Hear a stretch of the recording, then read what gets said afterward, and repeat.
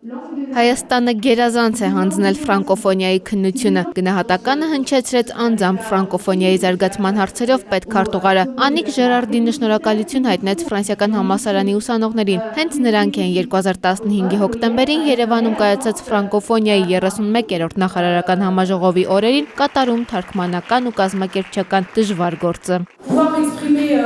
Ինձ համար հաճելի բացահայտում է ձեր երկիրը։ Լինելով ֆրանսիական լեզվամշակույթի ազդեցությունից տարածաշրջանորեն այսքան հեռու, Հայաստանը առավել քան ֆրանկոֆոն երկիր է եւ մեր կազմակերպության համար կարևոր անդամ։ Միջազգային հեղինակավոր կազմակերպությանը Հայաստանը միացավ 2012-ին Կոնգոյի Կինշասա քաղաքում կայացած ֆրանկոֆոնիայի գագաթաժողովին անդամ պետությունները միաձայն հավանություն տվեցին մեր երկրի թեկնածությանը։ Ֆրանկոֆոնիան այսօր միավորում է աշխարհի 56 ֆրանսախոս երկիր։ Այն միայն լեզվական համայնք չէ, այս կազմակերպությունը նաև քաղաքական հարթակ է, որտեղ խնդիրները լուծվում են մշակույթի միջոցով։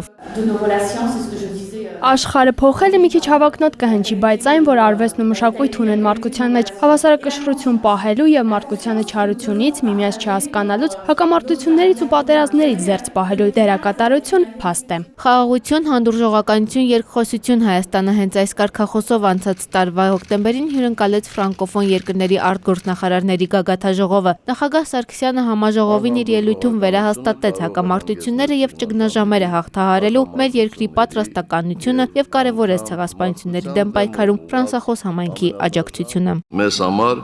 ֆրանկոֆոնիան մշակույթ է, մտածելակերպ, բարոյական արժեհամակարգ։